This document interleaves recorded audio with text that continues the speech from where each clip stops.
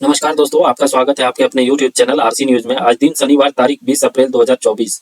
चलिए जानते हैं आज दिन भर के मुख्य समाचार। मोदी बोले ईवीएम का बहाना, नाच न जाने आंगन टेढ़ा। भ्रष्टाचार ने देश को तबाह किया, राम मंदिर विपक्ष के लिए मुद्दा था। जी हाँ दोस्तों, प्रधानमंत्री नरेंद्र मोदी ने शुक्रवार को राम मंदिर, डीएमके का सनातन विरोधी मुद्दा, यूक्रेन रूस जंग, इलेक्ट्रल बॉन्ड, भारत के विकास का रोड मैप जैसे कई मुद्दों पर बात की। मोदी ने यह बात न्यूज एजेंसी एएनआई को दिया एक इंटरव्यू में कहा, राम मंदिर उसके विपक्ष के लिए राजनीतिक हथियार था। यह हुआ क्या, राम मंदिर बन गया, उसके हाथ में मुद्दा निकल गया। चुनाव आयोग ने 44 दिन में 4,658 करोड़ जब्त किए। लोकसभा चुनाव के 75 साल के इतिहास में यह सबसे ज्यादा रकम है। जी हाँ दोस्तों, चुनाव आयोग ने लोकसभा चुनाव से पहले 1 मई से 13 अप्रैल तक चेकिंग के दौरान देश भर में 4,658 करोड़ रुपए जब्त किए हैं। इसमें कैश, सोना चांदी, शराब, ड्रग और कीमती सामान शामिल है। लोकसभा चुनाव के 75 साल के इतिहास में ये सबसे बड़ी जब्ती है। आयोग ने 2019 की लोकसभा चुनाव के दौरान 3,475 करोड़ रुपए सीज किए थे। वीवीपैट वेरिफिकेशन केस की सुनवाई आज। ईवीएम वोटों से 100% क्रॉस चेकिंग की मांग। सुप्रीम कोर्ट ने 1 अप्रैल को इलेक्शन कमीशन से जवाब मांगा था। जी हाँ दोस्तों, इलेक्ट्रॉनिक वोटिंग मशीन ईवीएम के वोटों और voter verified paper audit trail पर्चियों की 100% क्रॉस चेकिंग की मांग को लेकर सुप्रीम कोर्ट ने आज सुनवाई होगी। इस मामले में पिछली सुनवाई 1 अप्रैल को हुई थी। तब जस्टिस BR गवई और जस्टिस संदीप मेहता की बेंच ने चुनाव आयोग और केंद्र सरकार को नोटिस जारी करके जवाब मांगा था। ट्रायल कोर्ट ने केजरीवाल की कस्टडी 23 अप्रैल तक बढ़ाई। सुप्रीम कोर्ट ने गिरफ्तारी के खिलाफ नहीं सुनी अर्जी, कहा 29 अप्रैल से पहले तारीख नहीं। जी हाँ दोस्तों, शराब नीति घोटाले में तिहाड़ जेल में बंद दिल्ली के मुख्यमंत्री अरविंद केजरीवाल को सुप्रीम कोर्ट से भी राहत नहीं मिली। जस्टिस संजीव खन्ना और जस्टिस दीपांकर दत्ता की बेंच ने रविवार को कहा कि हम मामले की सुनवाई इस महीने अप्रैल के आखिरी हफ्ते में करेंगे। उधर राउज एवेन्यू कोर्ट ने केजरीवाल की न्यायिक हिरासत 23 अप्रैल तक बढ़ा दी है। शराब नीति केस में ईडी की 17वीं गिरफ्तारी। गोवा चुनाव में आप का फंड मैनेज करने वाले को पकड़ा। रिश्वत के 45 करोड़ रुपए इलेक्शन में इस्तेमाल किए गए थे। जी हाँ दोस्तों, शराब नीति केस से जुड़ी मनी लॉन्ड्रिंग मामले की जांच कर रही है ईडी। ईडी ने कहा एक और आरोपी को अरेस्ट किया है, जिनकी पहचान चंद्रप्रीत सिंह के रूप में हुई है। चंद्रप्रीत ने 2022 में गोवा इलेक्शन में आम आदमी पार्टी का फंड मैनेज किया था। एजेंसी के सूत्रों के मुताबिक चंद्रप्रीत को 12 अप्रैल को हिरासत में लिया गया था और अगले दिन उसे कोर्ट में पेश किया गया था। कोर्ट ने चंद्रप्रीत को 18 अप्रैल तक ईडी की हिरासत में भेज दिया है। ओडिशा में पुल के नीचे गिरी बस, 5 की मौत, 40 घायल। बस में 50 यात्री सवार थे। जयपुर से कोलकाता जाते वक्त हादसा। जी हाँ दोस्तों, ओडिशा के जाजपुर जिले में सोमवार रात एक बड़ा हादसा हो गया। कोलकाता जा रही एक बस पुल के नीचे गिर गई। हादसे में एक महिला समेत 5 लोगों की मौत हो गई और 40 घायल हो गए। पुलिस के मुताबिक हादसा रात 9 बजे नेशनल हाईवे 16 पर बाराबती पुल पर हुआ। बस में 50 यात्री सवार थे और ये पुरी से कोलकाता जा रहे थे। लोकसभा चुनाव 2024। शाह बोले मणिपुर में शांति बहाल करना केंद्र की प्राथमिकता। यहाँ की लड़ाई राज्य को तोड़ने और जोड़ने वालों के बीच। जी हाँ दोस्तों, गृह मंत्री अमित शाह ने सोमवार को इम्फाल में कहा कि हिंसा प्रभावित मणिपुर में शांति स्थापित करना केंद्र सरकार की प्राथमिकता है। लोकसभा चुनाव 2024 मणिपुर को तोड़ने वाली ताकतों और उनके एकजुट रखने वाले के बीच है। केरल और तमिलनाडु में पीएम मोदी ने जनसभा की। बोले डीएमके ने संसद में जलियांवाला का अपमान किया। एलडीएफ यूडीएफ ने केरल की हालत खराब की है। जी हाँ दोस्तों, प्रधानमंत्री नरेंद्र मोदी ने 15 अप्रैल को केरल और तमिलनाडु का दौरा किया। उन्होंने केरल के पलक्काड़ और तिरुवनंतपुरम में जनसभा की, जिसके बाद पीएम तमिलनाडु के तिरुनेलवेली पहुंचे थे। उन्होंने यहां जनसभा को संबोधित किया। छत्तीसगढ़ में एक साथ 26 नक्सलियों ने सरेंडर किया। इसमें एक इनामी भी शामिल था। जी हाँ दोस्तों, छत्तीसगढ़ के दंतेवाड़ा जिले में 26 नक्सलियों ने सोमवार यानी 15 अप्रैल को पुलिस के सामने सरेंडर कर दिया। इस अभियान से प्रभावित होकर एक इनामी सहित 26 नक्सलियों ने आत्मसमर्पण किया है। ये किस्टाराम, भेरमागढ़, मलंगेर और कटे कल्याण एरिया कमेटी में सक्रिय थे। सभी नक्सलियां बंद के दौरान रोड खोदना, पेड़ काटना और नक्सली बैनर पोस्टर लगाने की घटनाओं में शामिल थे। केरल में राहुल गांधी के चुनाव प्रचार का दूसरा दिन। आज वायनाड के कलपेटा में चुनावी रैली। वहीं दूसरी तरफ प्रियंका गांधी की असम में चुनावी सभा। जी हाँ दोस्तों, कांग्रेस नेता राहुल गांधी का 4 दिन के केरल दौरे का दूसरा दिन है। वे वायनाड के कलपेटा में जनसभा करेंगे। वहीं प्रियंका गांधी वाड्रा भी चुनावी आज असम में मौजूद रहेंगी। वे सुबह 10:45 बजे जोराहाट एयरपोर्ट पहुंचेंगी। उनकी यहाँ चुनावी रैली है। पतंजलि विज्ञापन केस में सुप्रीम कोर्ट में सुनवाई आज। पिछली सुनवाई में रामदेव बालाकृष्ण का माफीनामा खारिज। कोर्ट ने कहा था कार्रवाई के लिए तैयार रहें। जी हाँ दोस्तों, सुप्रीम कोर्ट में आज पतंजलि विज्ञापन केस में सुनवाई होगी।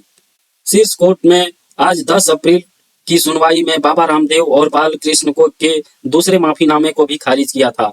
जस्टिस कोहली और जस्टिस अमानतुल्ला की बेंच ने पतंजलि वकील विपिन सांधिक और मुकुल रोहतागी से कहा था, आपने जानबूझकर कोर्ट के आदेशों का उल्लंघन किया है, कार्रवाई के लिए तैयार रहें। रामनवमी पर रामलला का 12:16 में सूर्य तिलक हुआ। 4 दिन वीआईपी पास बंद रहे। सुबह 3:30 से 20 घंटे दर्शन होते रहे। जी हाँ दोस्तों, अयोध्या में रामनवमी 17 अप्रैल पर रामलला के माथे पर सूर्य किरण 12:16 के करीब 5 मिनट तक पड़ती रही।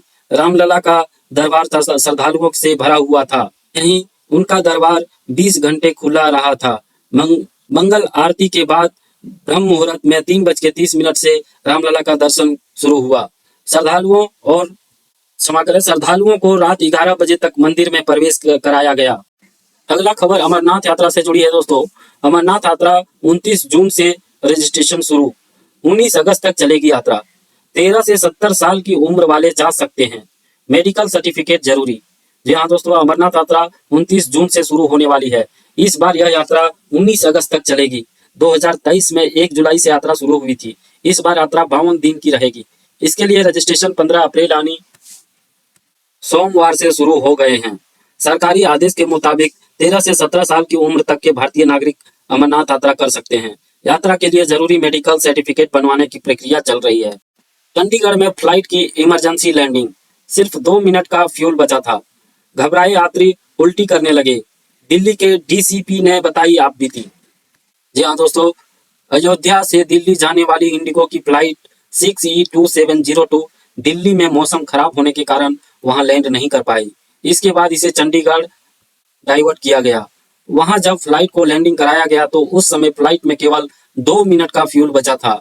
घटना 13 अप्रैल की है। आज गया पूर्णिया में पीएम मोदी की सभा। 13 दिन में तीसरी बार आ रहे हैं बिहार।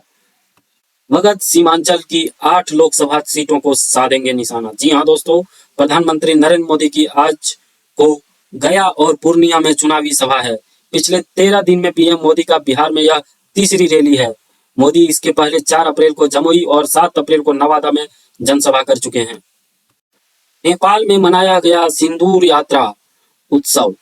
पारंपरिक वाद्य यंत्रों की थाप पर नाचे भक्त, एक दूसरे को सिंदूर लगाया। जी हाँ दोस्तों, नेपाल के भक्तापुर में सिंदूर यात्रा उत्सव छाया हुआ है। यह उत्सव वसंत हिंदू नववर्ष के आगमन का प्रतीक माना जाता है। नेपाल के लोग इस उत्सव को नए साल के रूप में मनाते हैं। इस दिन श्रद्धालु 32 पालकियों में देवताओं की मूर्ति ले जाते हैं। ये पालकियां बालकुमारी मंदिर की परिक्रमा करती हैं। पूरे शहर में भक्त सिंदूर की होली खेलते हैं। पारंपरिक वाद्य यंत्रों की थाप पर नाचते हैं। हर साल इस उत्सव में 35,000 के आसपास लोग शामिल होते हैं। पाकिस्तान में सिख व्यक्ति की पगड़ी उतार नंगा कर पीटा, वीडियो वायरल किया गया। बीजेपी नेता बोले, कट्टरपंथी संगठन टीएलपी जिम्मेदार, भारत सरकार कार्रवाई करें। जी हाँ दोस्तों, पाकिस्तान में बैसाखी का त्यौहार मनाते हुए सिख व्यक्ति को नंगा कर जमकर पीटा गया। यही नहीं, पाकिस्तान के कट्टरपंथी संगठन तहरीए लब्बैक पाकिस्तान टीएलपी ने इस घटना का वीडियो भी बनाया, जिसे अब सोशल मीडिया पर वायरल किया गया है। नेपाल में फिर उठी हिंदू राष्ट्र की मांग। सैकड़ों प्रदर्शनकारियों की पुलिस से झड़प, बोले देश में फिर से राजशाही लागू हो। जी हाँ दोस्तों, नेपाल में एक बार फिर से हिंदू राष्ट्र की मांग तेज होती जा रही है। राजधानी काठमांडू में सोमवार को हिंदू राष्ट्र के समर्थकों ने प्रदर्शन किया तो हिंसा भड़क उठी। पुलिस और प्रदर्शनकारियों के बीच जमकर झड़प हुई। इस बीच पुलिस ने प्रदर्शनकारियों को तितर बितर करने के लिए आंसू गैस के गोले छोड़े और पानी की बौछार की। प्रदर्शनकारियों का कहना है देश में फिर से राजशाही लागू होनी चाहिए। थोक महंगाई दर बढ़कर 0.53% हुई। सोने के दाम में 361 रुपये की गिरावट। 10 ग्राम सोना का भाव 72,813 पर आ गया। जी हाँ दोस्तों, कल की बड़ी खबर थोक महंगाई से जुड़ी रही। भारत की थोक महंगाई दर में बढ़कर 0.53% हो गई है। महंगाई का ये बीते 3 महीनों का उच्चतम स्तर है। फरवरी में थोक महंगाई 0.20% और जनवरी में 0.27% रही थी। शेयर बाजार में सोमवार 15 अप्रैल को गिरावट देखने को मिली। सेंसेक्स 845 अंक की गिरावट के साथ 73,399 के स्तर पर बंद हुआ। वहीं निफ्टी भी 246 अंक की गिरावट रही। ये 22,272 के स्तर पर बंद हुआ। एलन मस्क भारत के समर्थक। प्रधानमंत्री नरेंद्र मोदी बोले, निवेश किसी का भी हो, पसीना हमारे देश का होना चाहिए। जी हाँ दोस्तों, प्रधानमंत्री नरेंद्र मोदी ने कहा कि एलन मस्क भारत के समर्थक हैं। न्यूज एजेंसी ANI को दिए इंटरव्यू में जब प्रधानमंत्री से टेस्ला के CEO एलन मस्क के भारत आने से जुड़े सवाल किया गया, तब प्रधानमंत्री ने कहा, एलन मस्क का मोदी का समर्थक होना एक बड़ा बात है, लेकिन मूल रूप से वह भारत के समर्थक हैं।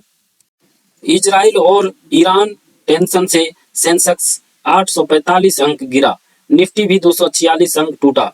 मीडिया, बैंकिंग और IT शेयर्स में सबसे ज्यादा गिरावट। जी हाँ दोस्तों, शेयर बाजार में 15 अप्रैल को गिरावट देखने को मिली है। सेंसेक्स 845 अंक की गिरावट के साथ 73,399 के स्तर पर बंद हुआ। वहीं निफ्टी में भी 246 अंक की गिरावट रही है। ये 22,272 अंक पर बंद हुआ। 287 रन बनाकर भी 25 रन से ही जीत पाया हैदराबाद। कार्तिक की 50 से बेंगलोर ने 262 रन बनाए। ट्रेविस हेड का शतक। जी हाँ दोस्तों, इंडियन प्रीमियर लीग IPL इतिहास के सबसे स्कोरिंग मुकाबले को हैदराबाद ने 25 रन से जीत लिया। चिन्नास्वामी स्टेडियम में रॉयल चैलेंज बेंगलुरु ने टॉस जीतकर बॉलिंग चुनी। SRH ने 20 ओवर में 3 विकेट गंवाकर 287 रन बनाए। RCB ने भी दूसरी पारी में 7 विकेट खोकर 262 रन बनाए, लेकिन मैच गंवा दिए। RCB 10वें पर बरकरार, 6 किंग बने क्लासन। Kohli top scorer. आज RR वर्सेस KKR में नंबर 1 की जंग। जी हाँ दोस्तों, इंडियन प्रीमियर लीग के 17वें सीजन में लीग स्टेज के 30 मैच खत्म हो चुके हैं। RCB 17 मैच खेलने वाली पहली टीम बनी, लेकिन टीम 6 मुकाबले हारकर पॉइंट्स टेबल में 10वें नंबर पर है। दूसरी ओर बेंगलुरु को 25 रन से हराने के बावजूद सनराइजर्स नंबर 4 पर ही मौजूद है। हालांकि उनके 2 पॉइंट जरूर बढ़ गए हैं। हैदराबाद बेंगलुरु मैच में बने रिकॉर्ड 549 रन। RCB ने दूसरी इनिंग में IPL का सबसे बड़ा स्कोर बनाया। सबसे ज्यादा बाउंड्री लगी। जी हाँ दोस्तों, इंडियन प्रीमियर लीग IPL में सोमवार रात हुई हाई स्कोरर मुकाबले में सनराइजर्स हैदराबाद ने रॉयल चैलेंज बेंगलुरु को 25 रन से हराया। चिन्नास्वामी स्टेडियम में रॉयल चैलेंज बेंगलुरु ने टॉस जीतकर बॉलिंग चुनी। SRH ने 20 ओवर में 3 विकेट गंवाकर 287 रन बनाए। वहीं RCB ने दूसरी पारी में 7 विकेट खोकर 262 रन बनाए, लेकिन टारगेट चेज नहीं करने में असफल रही। IPL में आज कोलकाता वर्सेस राजस्थान, जीतने वाली टीम नंबर 1 पर पहुंचेगी। आसपास में KKR ने 14, RR ने 13 मैच जीते। जी हाँ दोस्तों, इंडियन प्रीमियर लीग IPL 2024 में आज कोलकाता नाइट राइडर्स का सामना टेबल टॉपर राजस्थान रॉयल्स पर से होगा।